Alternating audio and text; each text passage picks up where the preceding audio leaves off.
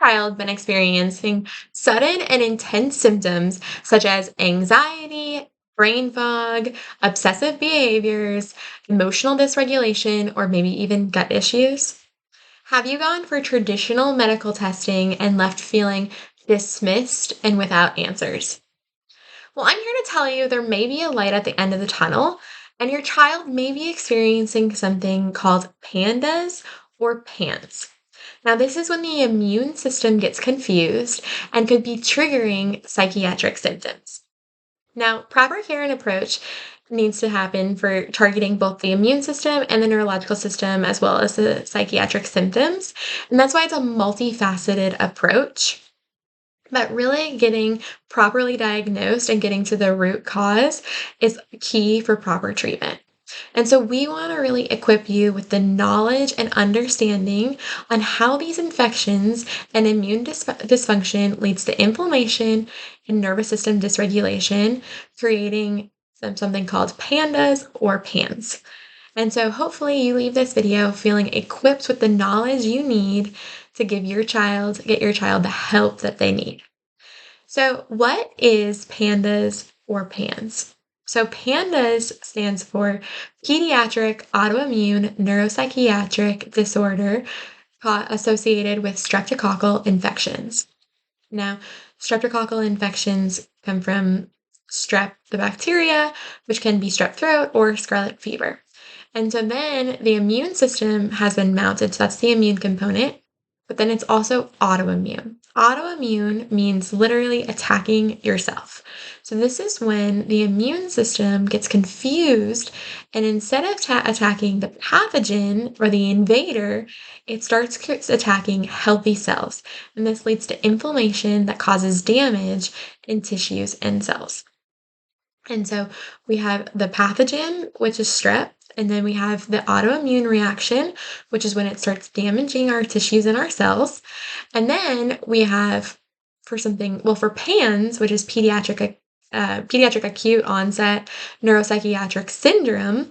This is other infections, so not just strep, but things like influenza, maybe even pneumonia, or maybe even food poisoning. So both of them, we have this pathogen, and then we see the autoimmune response. So we have a pathogen, it triggers this immune response, and then we see the cascade of these psychiatric symptoms. There's really this suddenness and severity of these symptoms. And so we want to look at the immune response, which we've talked about. There's the autoimmune response. We're mounting the immune reaction. All of a sudden now it's attacking our healthy cells. Then we have the neurological component, and we have the psychiatric component.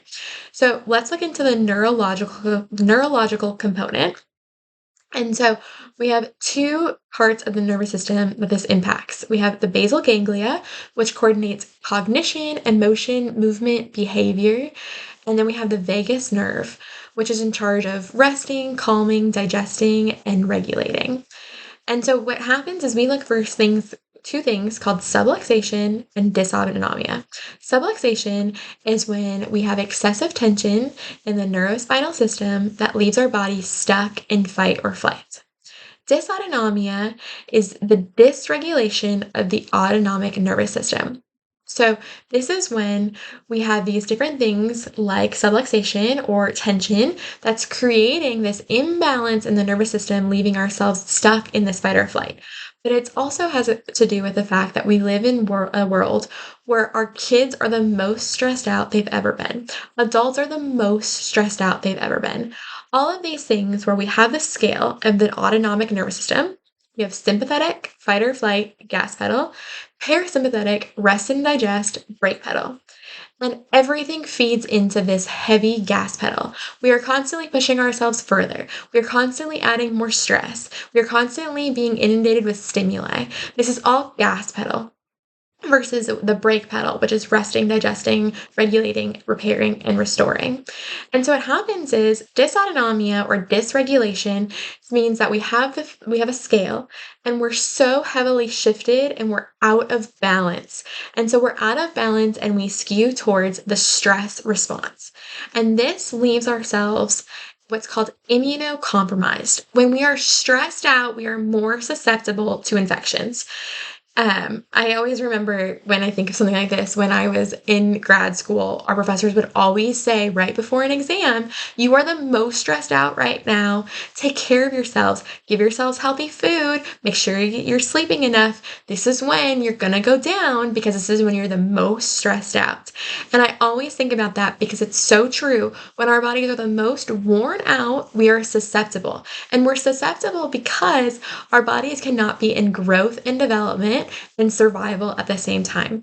If our body is redirecting resources to survival, we're not going to be mounting a proper immune response. We're also going to be more susceptible when pathogens come our way. We are exposed to pathogens all the time. And so it is our immune system's job, and it's so capable of doing so, to fight these things off all the time. But if we're not giving our bodies the support it needs, then when we're exposed to these things, we're going to be more susceptible. And so we are talking about a generation that is the most stressed out we've ever seen, that are susceptible. So when we have either strep or influenza or pneumonia or even food poisoning, when we have these things, their bodies are so worn out and that they're trying to fight, but there's too much dysregulation that they can't overcome the immune response, and therefore we get chronic inflammation and damage to our own tissues and cells.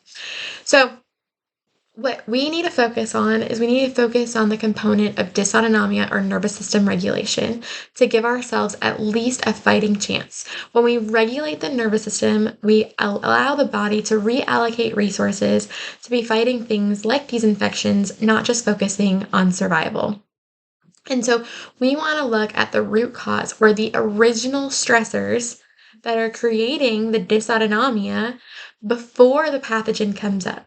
And now, of course, we want to also target the immune response. We want to make sure we're getting proper treatment to target that, to target the pathogen and the care we need in that area. And we also want to make sure we're getting the care we need for the psychiatric symptoms.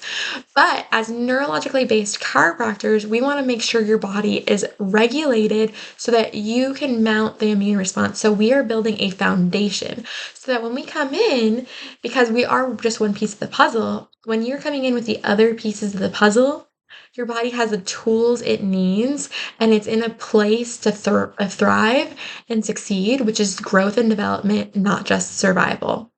So we're here to give you drug-free options for support for your child, which is regulating their nervous system and decreasing the overall stress and balancing it out so that when we add these complementary treatments like functional medicine, or diet changes or detox or supplements, etc., which are so critical to the healing process, your body is able to really truly utilize those and really get the best results possible.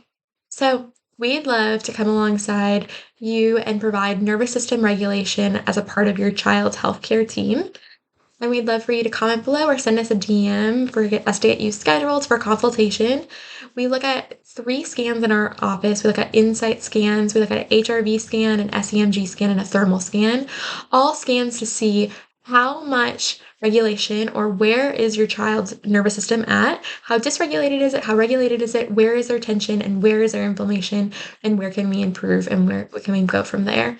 So get your child scheduled for a scan so we can see where their body is at, how we can support them. And if you want to learn more about the impact of dysautonomia in you or your child's health, go ahead and go to our website, Sun Life Chiropractic, and go to our blog and learn more about how chiropractic can help regulating your nervous system.